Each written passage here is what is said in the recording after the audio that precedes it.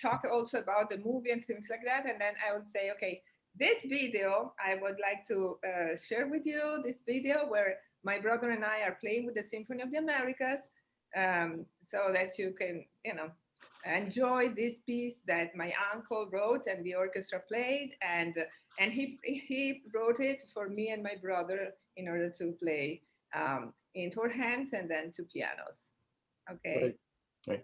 And at the very end, I would suggest that you also mention your website Yes. so that people can go hear the music as well as the book, buy the book on Amazon. I believe it's just Amazon, correct? Yes, I would like you to interact with me so that Okay. both of us can, you remind me things, okay? Okay, I good. would like, not, don't leave me by myself. I mean, No, no, no, No, no. no, no. It's an interview. That's It's an the thing. interview. The back and forth is what I just keeps wanted to be clear people's whether attention. I could get into it as well with you, or I could even tell them that at the end too. So that All right. Well, I'm gonna start the process here for getting us on Facebook okay. Live. So we're recording now, and I'm going to get us on the Facebook Live. Oh, here we go, live on Facebook. When I do the countdown, I'll go 5, 4, 3, 2, 1, and live, and that's when we're live. Okay. oh, I lost you. Where are you?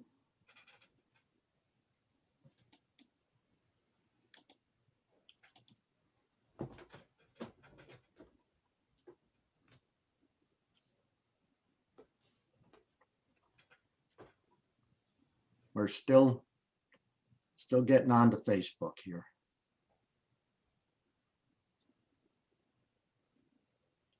All right, let's go live.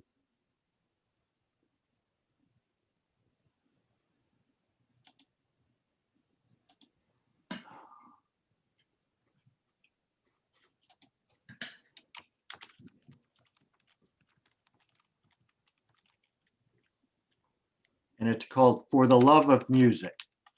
For love of music. For love. Of music.com. For love of music. All right, let's go live here.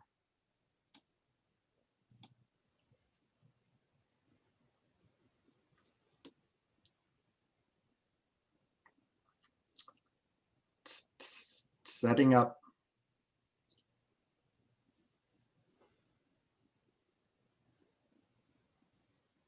Okay. All right, we are live. Welcome, everyone. My name is Ed Catania, past president of the Sergeant Bonanno Lodge in Boca Raton.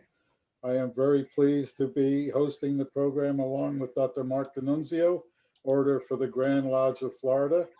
Today, we will meet Barbara Salani of Boca Raton, who is a world-renowned pianist and author of her first book entitled Music for Life, The Salani Brothers, about her music family from humble roots through concentration camp during the war to great success. Now I would like to introduce Barbara to tell us about her intriguing story. Welcome, Barbara. You had spoken to us about a year ago, I think, pretty much at the Bonanno Lodge. And we thought that this would be great if all of Florida and the whole world would hear your story. It's so fascinating. So why don't you begin and we'll save time. I'll stop speaking and you can start. Wow, thank you so much. It's an honor for me to be here with you. Good morning, everyone. It's such a pleasure to be here sharing my family story. And I would like to thank, besides Edmondo Catania, also Mark D'Annunzio. Thank you, Mark, and thank you, Edmondo, for this great opportunity. Okay, so let's share the screen and let's see how looks. Okay, this is my book, how it looks. All right, you can see in the first page, it's not usual to see that the first page starts with the uh, toilet paper. It's the toilet paper from the concentration camp where my uncle Renato wrote his diary. And that was what really inspired me to write this book. Here it is. It's still with me. After 70 years, I still have the original toilet paper where he wrote his diary while he was, in the concentration camp. So, okay, so I wrote this book in 3 languages, as you can see, Music for Life in English, Una vita per la musica, I fratelli Salani in Italian, and La vita por la música, La fabulosa historia de los hermanos Salani in Spanish. Okay. And this, of course, it's not only my project, this is the whole family project. And you can see, I will introduce to you my Aunt Alma, and she was the one who kept this diary, and my uncle Renato, he is one of the stars of this book, of course. This is me with my brother Sergio. He was the one who insisted, you have to do it. Come on, Barbara, you can do it. And this is my father, Giulio. He's also another star of the book. Okay, and okay, I was talking to you about Renato Salani's diary. Not only that was written on toilet paper from the concentration camp, but it was written in poetry. And he was inspired by Dante Alighieri's poetry. So, but since he was a musician, instead of writing in tercets, he wrote in quatrains. So, terzine in Italian means tercets, and Dante Alighieri wrote La Divina Commedia in tercets, while my uncle wrote in quatrains, because in music it's easier. The phrases are like 4 + 4, right? Usually in music, periods. And that's why he wrote in quatrains. And it's weird that you say, how come there was a concentration camp with toilet paper, right? That would be a nice question to ask. Well, I will tell you later that they were very lucky. Yes, they had access to the toilet paper, but I will tell you that later. Okay, now the book starts in Brazil, where my grandparents, Euclide and Maria met, and that's where also my uncle Renato was born. But after that, he went back to Italy. He graduated from the Conservatory of Bologna, and he was the one that, when he graduated, started writing music with this beautiful handwriting. Like he wrote here for Pezzo Concertato dell'Opera La Traviata. I wanted to show you that I have all these beautiful scores also that my grandfather used to write. And why am I doing this? Because he was so important in his kids' education. He was the conductor of the band in Italy, in Viareggio, and every instrument of the band, he taught his kids how to play them, and that was very important in their musical, let's say, skills, because they, whenever one of the musicians was missing, they had to replace him. So, can you see here? This is my uncle Renato playing the euphonium, and in this other picture here, he is playing the clarinet. So he was very little, he was only 8 years old, and he was already playing most of the instruments that were in the band. And that was a wonderful training. And when World War II started, my uncle Renato was already 18, and since he was a great musician, instead of being a soldier, he was playing in the orchestra of the Italian Navy. And guess who was there with him in the same company? Ugo Tognazzi. Ugo Tognazzi, the very famous, he was an actor, he was a comedian, and he wrote in this picture here, all'amico, okay, to my friend Salani, wishing to work again with you very soon, Ugo Tognazzi. Well, of course, he wrote it in Italian. And I would like to show you that one day the Nazis entered inside the house of my grandparents, and they broke into, it was 4 a.m, and they took my father and my uncle and they took them to concentration camp. Now, another question that you would ask is, why were they Jewish? Were they prisoners, political, prisoners or whatever? I said, no, they were not. Okay, I have to go back in history, and I have to tell you that on September 8th, 1943, the King of Italy, Vittorio Emanuele III, signed up a contract with the British and the American allies. And before, Italy was with the Nazis. When Benito Mussolini started the war, it was with Germany. But then the King of Italy decided not to follow that path. So, as you know, Mussolini was shot and then was hung near Milano.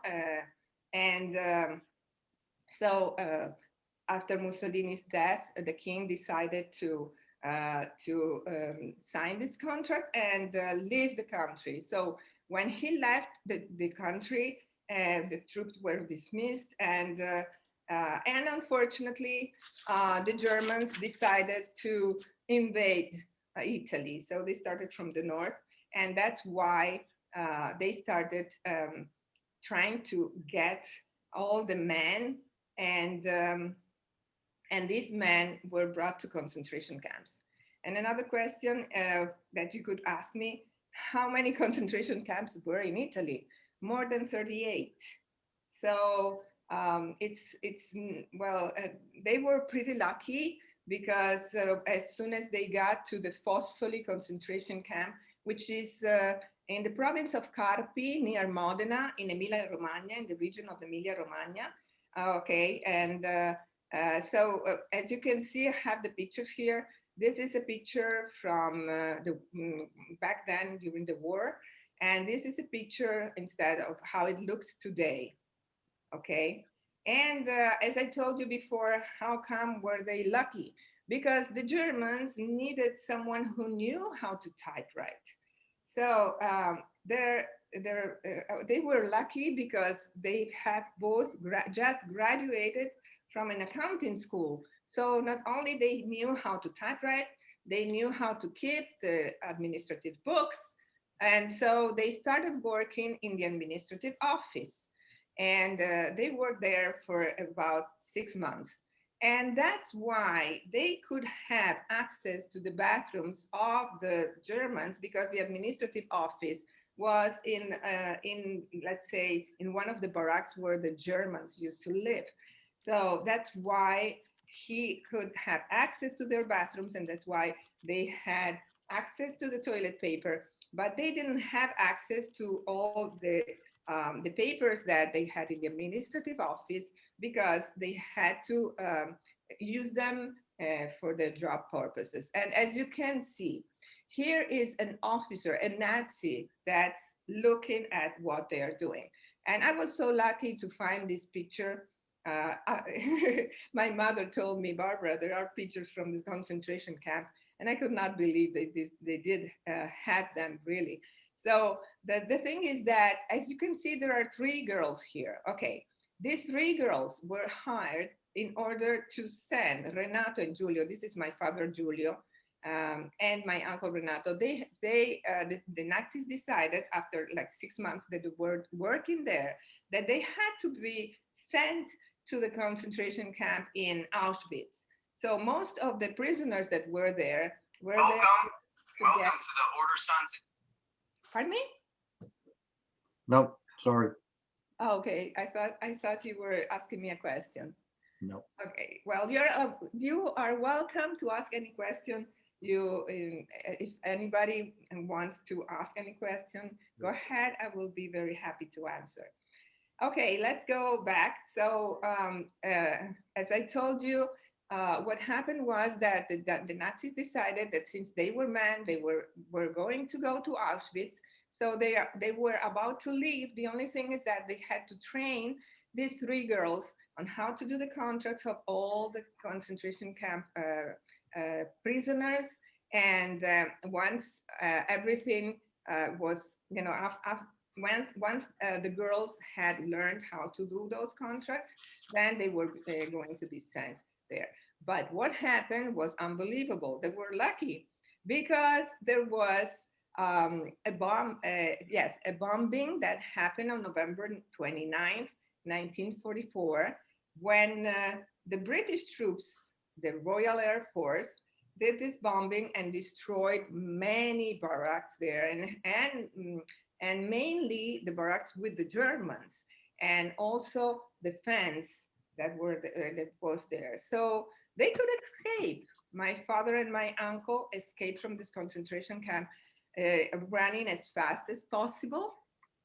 But when they got out of there, what happened? It was the end of November, so December was coming up, and it was to go back home. As you can see, we are from Tuscany, so this is Emilia Romagna. Around here, it was the concentration camp, and they had to walk all the way till the Mar Tirreno. So they had to cross all these Apennine Mountains from here, from Emilia Romagna, and go back to Tuscany here by the sea where Viareggio is located. So that was really a hard walk. They had to cross these snowy Apennine Mountains without being prepared. They had no, shoes for the mountains to climb, or they had no uh, an appropriate wardrobe like coats and things like that. So what happened was that, and once again, they were so lucky that while they were walking, they found in one of the villages in the mountain that there was a wedding. So they went there. Of course, they were hungry, and I mean, they needed everything. And they asked this Italian couple that was getting married, "Hey, can we play the music for you and your guests so you can give us something to eat? And maybe you can give us something to wear so we can cross these mountains." And unbelievable, of course, they said yes. So they had only an accordion. So my uncle Renato, okay, I'll play the accordion, and my father started singing, and uh, and they they made all these people enjoy the party, the wedding, and they were so happy they could drink wine and just have a big meal, so that they were satisfied. And also the villagers were so impressed with their, with their musicality and everything else, that they decided that they would give them coats and things to wear, shoes, in order to cross the mountain. Wasn't that special? You know that Italians are always so big in their manifestation of love and affection. They are really so passionate about music that, I mean, thank goodness they were also musicians. So they had to find the guides. They did find the guides, and they crossed the mountains, and they went back home. Once they were home, finally, the war was not over yet, but Florence had been freed by the Allies. And my uncle Renato, here is he's playing the piano. He got the job at the Alhambra Hotel, and he performed with this orchestra in Florence, entertaining the American and British officers. And one of the things that I would like to share with you today is that my uncle um, gave me a score that he was playing at that time, and it's called um, Bumble Boogie by Jack Fina. And this piece is, let's say, a remake of The Flight of the Bumblebee by Rimsky-Korsakov. So I would like you to come with me. Come with me. And let's go by the piano.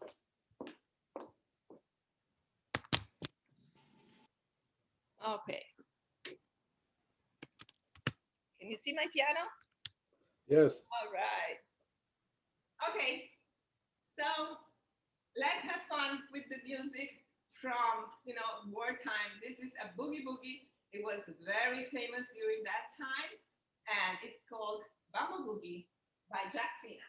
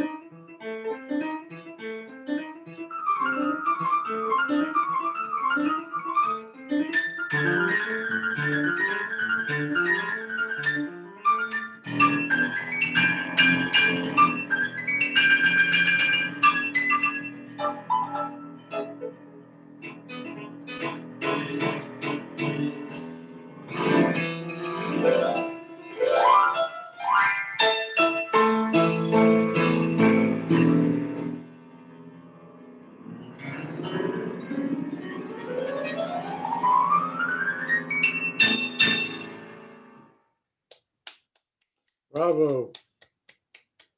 Thank you. Can I ask a question about your brother? How many instruments did they play? All of them. All. All of them? And All. they learned from their grandfather, their father?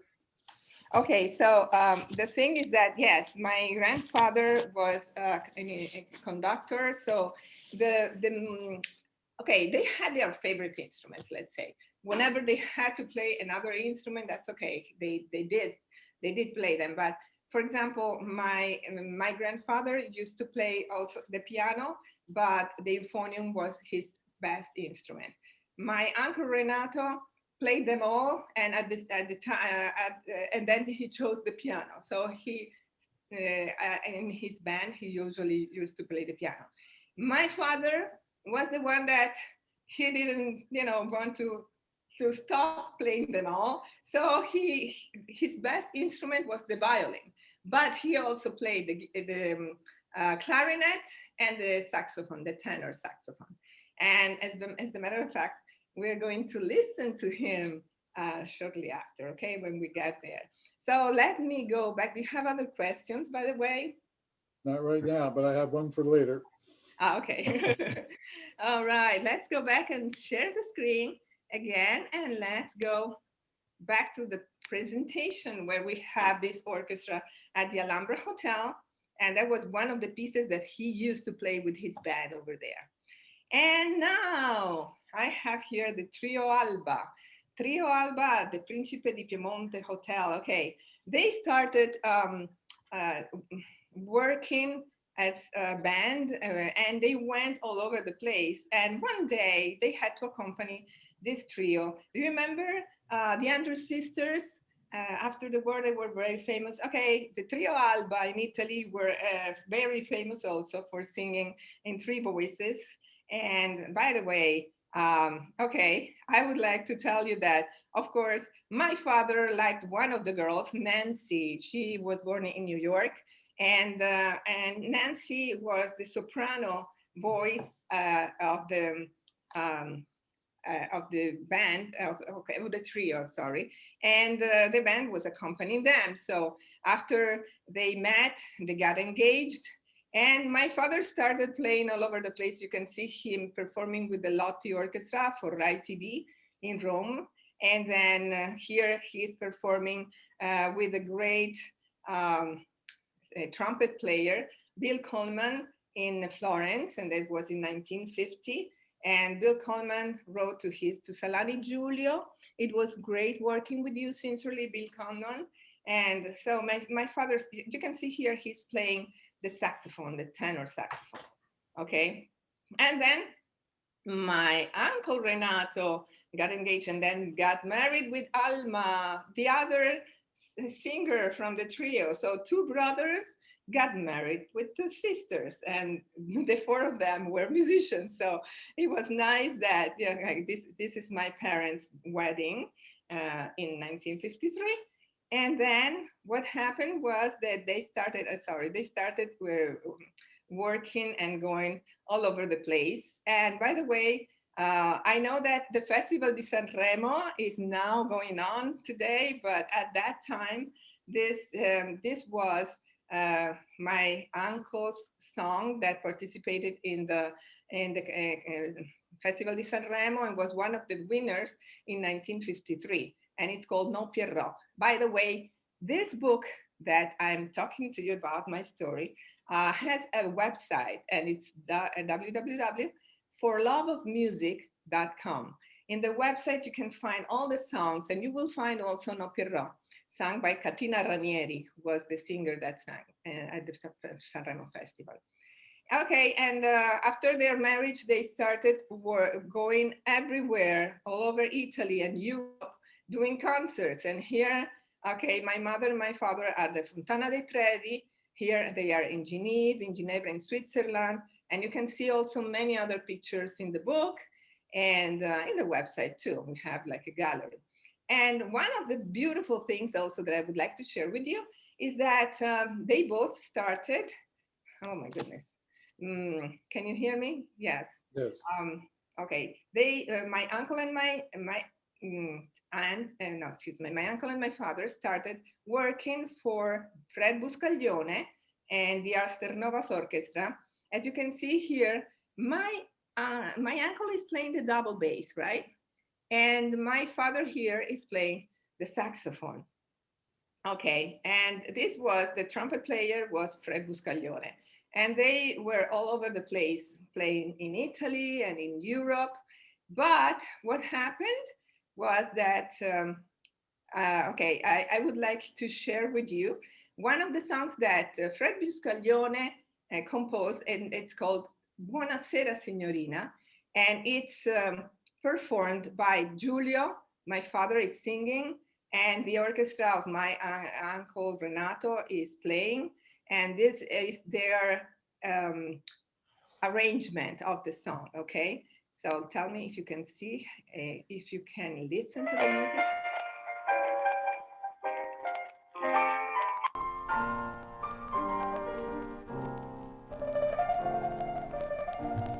Buonasera, signorina, buonasera.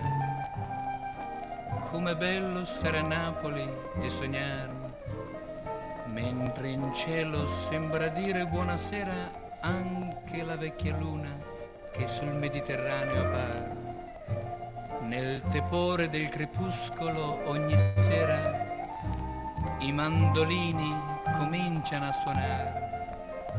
Son serenate a mille innamorate, son le più belle dichiarazioni d'amore.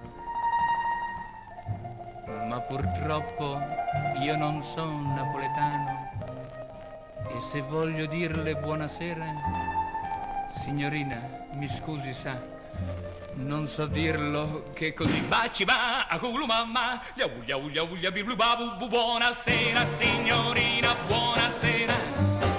Com'è bello stare a Napoli e sognare, mentre in cielo sembra dire buonasera la vecchia luna che sul Mediterraneo appare. Ogni giorno ci incontriamo camminando, dove par che la montagna scenda in mare. Quante cose abbiamo detto sospirando, in quell'angolo più bello del mondo. Quante volte ho sussurrato amore d'amore. Buonasera signorina, kiss me goodnight. Buonasera signorina, kiss me goodnight.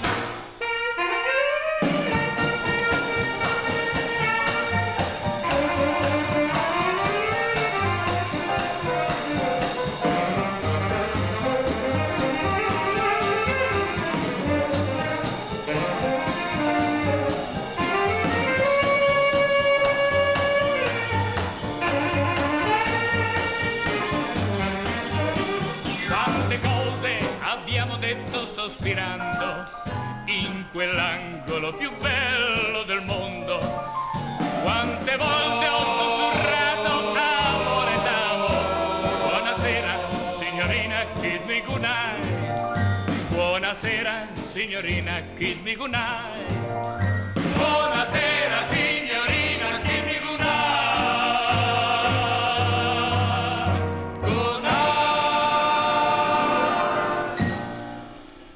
So have others performed this? Who notably has performed this after them? Well, Yes, yes. I'd like to bring you Edmondo. up to- no? Go ahead, Edmondo. No, I just, I was good. That was my other question. And Yes. our father's generation, Mark, I think, Louis Prima played this in English and Italian. And I sent it over to Barbara, and it's the same lyrics. Did he change it at all? No, yeah, the same lyrics. Well, my father was working with the composer, which was Fred Buscaglione. So he's using Fred Buscaglione's lyrics. And of course, when it was translated, it was different. So Louis Prima used other words in English, of course, Yeah. to make them be with the music. Yes, I loved it. I loved all the music that Louis Prima was performing at that time. I really think that there should be like a revival of this old music. I think that we're really missing those old times. I mean, it was fun. When I play the boogie boogie or whatever, and the music at that time after the war, everybody wanted to have fun. They had suffered so much. They just needed, and music was the best way for them to forget all the suffering. So I think that there should be this revival one day. Yes, I going back. agree. Yeah. Sirius Satellite also plays musics of the 40s and 50s. If you don't have, you have to uh, rent it monthly, and you get it in. It plays in your car. You can play it on your phone, and Okay. so it has that, and it has the old bands too, which is fascinating. I sometimes listen to them just for nostalgia's sake. So But you know what? I wrote this book also for my children and for the kids that are always listening to this music today. And yeah, I think that I want them to listen to also the music that their grandparents used to play, because I think it's part of their heritage and they have to listen to that music and they have to appreciate it and they have to understand that at that time it was like something that help get them free and help them enjoy life again. So I think this is something that as an educational perspective has a lot of potential. So that's why I also like to go to schools and make them listen to this kind of music. Thank you anyway, Edmond. I didn't know that, and you are always well, teaching and stuff. I didn't know that your father had sung it back in the 50s, so that was kind of interesting too. I think Louis Prima was very fascinated by that tune, uh, and Exactly. uh, and made it famous for himself as well too. I hope Exactly. somebody got royalties for it. I don't know. Anyway, okay. Then what happened was that Fred Buscaglione, the band leader, unfortunately died in a car accident. So what happened was that all of a sudden, my father and my uncle received a job interview from an offer to go to Venezuela in South America. And they tried to go there, and they are here right now in Venezuela. Here, Renato got this contract first, and then he called Julio, and Julio came with my mother and my little brother Leonardo. Well, he's older than me, of course, but they arrived with a ship from Italy, and they went to Venezuela, and they opened their own nightclub called El Hipocampo. And what was very famous about this Hippocampo had a lot of success. There were two. First, this was the first one, and then they opened up a second one as well. And at the Hippocampo, usually there were artists invited. As you can see here, my father and my uncle are with Domenico Modugno, but they were not coming only from Italy. From the United States came Ella Fitzgerald, Sammy Davis Jr., um, Frank Sinatra, and other singers from the United States as well from other parts of the world also came from Argentina, Mariano Mores, from Brazil, Evandro de Castro Lima. It was a center. The El Hipocampo was very famous also for all these international artist shows, and it was a very nice nightclub. And also their fame was very, it was like to the stars, because they almost every Saturday they were on TV performing a live show called Sábado Sensacional, and the host was Amador Bendayan. So they became so famous, and the Hippocampo also became very famous. And but then they decided to retire after, you know, spending so many nights working that they got tired, and they decided to retire. And my uncle, here he is, and he started composing for the duo that I had in Italy with my Laura, with my best friend Laura Hellman. She's a pianist from Argentina, and we had this unbelievable duo that we performed all over Italy and also some parts in Europe. And he wrote for us several compositions. And exactly here, I would like you to see that one of his compositions was also arranged for two pianos and orchestra. And my brother Sergio is here on the other piano. This is me to the left. Yes, it's me. And to the right is Sergio Salani. And we are performing here with the Symphony of the Americas, one of my uncle's best compositions, called Fantasia Venezolana. And at the end, I will let you listen to this beautiful recording we have. And it's on the website forloveofmusic.com. And here also you can see that my father here also sang a song called Arrivederci Roma, accompanied by Sergio and I, and the Symphony of the Americas. So if you want to see that beautiful performance, please go to forloveofmusic.com. And after I finished writing my 3 books, I started to send them to some competitions. And I was really surprised that I won the first prize in 2018 at an international competition called Massa Città Fiabesca di Mare e di Marmo.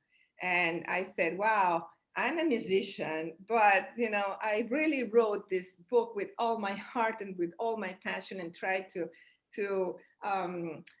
make this story known by all the people. And I got the first prize. I could not believe. Then I got another prize at the Premio Internazionale Michelangelo Buonarroti, and that was also in 2018. Then in 2019, I got the honorable mention at the Premio Letterario Residenze Gregoriane. And then here in the United States, I sent also my book in English, and I got an award in 2019 as Best Biography Book. So I was really impressed as well. And then also recently, I was in Italy in October because I received this other prize, the honorable mention at Le Grazie Porto Venere, La Baia dell'Arte, 8th edition. So I'm really grateful that, you know, after writing a book, I spent 4 years to get all the information from the survivors, also of the World War II, and it really paid off. All this work has given me so much joy, and I really am grateful for having this opportunity to express my, you know, my family story. And the best part of it is that after I won the first competition, I had a producer from Italy, Antonio Farisi, that contacted me, and he wrote my book. He read my book, and he said, "Wow, do you still have all those things you say in the book? Because I would be interested in making a movie." And he came here to the United States to meet me, and he is here to the left. And then Manuela Chiodetti is his assistant, and Maestro Lorenzo Turchi Floris, he is the conductor, and he will be let's say, the one who is going to write the score of the movie. And of course, this is me. And so I'm so happy that everything seems to go, for the best. But then what happened? The pandemic of this coronavirus arrived, and Italy is like, they're still in lockdown, by the way. Now on May the 6th, it's going to start, and it's going to go until April. So nothing has been done, because in Italy it's such a mess with the coronavirus, and also money is so difficult. So, well, I don't know when it's going to be ready, but at least we have a project, and that really, fills my heart and gives me so much pride.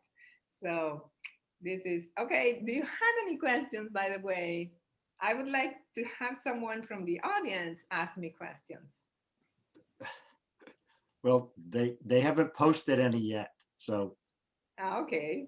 I think your story speaks volumes. So I'm sure that when it gets out there and on the recording as well, that there'll be a lot of activity, I hope, to see it, because this is not only a fascinating story, true story, which is what I like mostly when it comes to films. I prefer true stories, and this has a lot of everything, and so much emotion, so much love. It's just and I was in publishing for 30 years, and basically I'd met a lot of authors who had gone in, who had their books put into movies, and it takes a little while to get things going. The pandemic did help it, help slow it down a little bit, but I think this is gonna fly once things clear up in Italy, believe me. So I look forward to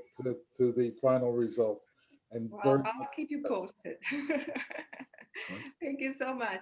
And okay, if you don't have any questions, I would like to share with you what I promised before, which was our concert with the Symphony of the Americas, where Sergio Salani, my brother, and I are in two pianos, and the orchestra of the Symphony of the Americas, conducted by James Brooks Bruzzese, are going to perform Fantasia Venezolana by Renato Salani. Let me share the screen. Don't forget to put the enhancements. Yeah, I had before. And one more thing, please don't forget to go on Amazon and buy the book. The book is on sale on Amazon, and you can find it also on the website forloveofmusic.com. But if you write my name and Barbara Salani, and you write For Love of Music for Life, that's the name of the book, Music for Life, Amazon brings you the page where the book is in English. If you speak Italian, well, I would suggest to buy it in Italian. And if you speak Spanish, it's in Spanish as well. So any language that you feel more comfortable, you can find the three books on Amazon, okay? And now let's share. One other thing, Mark, is she gonna lead us out, or are we gonna come back? No, we could, whenever we'll just finish up with the songs, and then we'll be done. But we'll stop the live part and just go back to and have the after. Okay, now I'll be back in 1 minute and a half. Okay. So if you have any more questions, I will be able to answer. Okay, let's share the screen and okay. Are you seeing the image? Yep, we're good. Okay.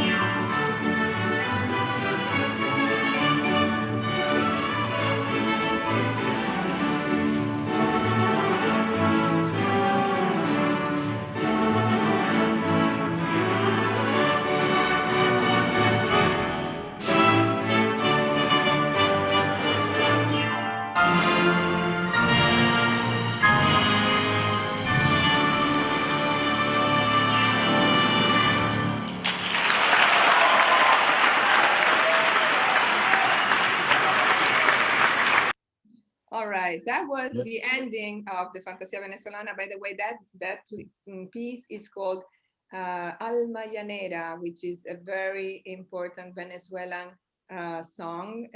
It's like the second national anthem in Venezuela. So that, I was born in Venezuela, so I love that country. But I lived in Italy most of my life. And now I'm here in Florida, which I love too. So I'm so blessed that I've been, living in many countries. So I'm really happy. Well, thank you for that compelling story. I'm sure there's going to be a lot of interest in your book, and when the movie comes out, in the movie, and then the music is just wonderful. And we thoroughly enjoyed your live performance. That you are a virtuoso, and that was also extremely entertaining. So it's been a great 45 minutes getting to know you. And again, forloveofmusic.com. And the book again is titled Music for Life. Music for Life. So The Salani brothers. the Salani brothers. And I'd like to just throw a plug in for the Banana Lodge at Boca Raton. Our website is osiaflboca.com. If anyone has questions that they'd like to for us to get to Barbara or hear her agenda, it will be on our website, and we'll pass on any information that people have, and hopefully buy the book. That's all I can say. It's only on Amazon. It's Only on exclusive. Amazon. That's only on Amazon. Again, thank you. And we're gonna stop the stream. Thank you, Barbara. Thank you. It was my joy. All right. Really. So we're still recording, but we're not on the stream. The stream went live on my Facebook page, and I will put it on the other one. I did not see the opportunity to put it on the Grand Lodge, but I have a lot of people who look at my page, and I've shared it to a whole bunch of other pages, and I'm going to take the recording and put it on the Grand Lodge page. So will you send me the link? I will send you, yes, I'll send you both the link for the recording. That's awesome. Thank you so much. It's been such a pleasure. Thank Well, you. if you hear anything, let us know, and we'll being both from Boca, we'll be happy to help you out in any way we can, and Yes. hopefully this will go national, and which will be even better for you and for sales and for everybody to learn about your unbelievable family life. Oh, by the way, was the timing good? Yes, 45 minutes. Yep, we were good. Wow. Perfect. Really, you know what I forgot to say about my future concerts, but I will wait for you on the 19th of April. It's going to be at 7 p.m. at FAU Amphitheater, in front of the Theater of Performing Arts. Okay, we're going to be live there, and with the Italian chorus, I'm going to be a conductor, and Carlos De Antonis is going to be the tenor. Of course, Mark, you are invited too. Are you living here in the area? Where do you live? I live in Pensacola, which is it's only probably about 8 hours from you. No. I'm all the way up. Panhandle. I'm all the way up in the Panhandle. So Okay, but you know what? We will share a Zoom meeting, so you can join us on Zoom, okay? Because we have also some students that are like in Italy or whatever. At FAU, we have students all over the place. Now with the coronavirus, they didn't come on campus. So we're going to have just a small amount of students, and most of them are going to be spread out, and they will be there with us too. So I'll share with you the link so you can join us and have fun singing in Italian.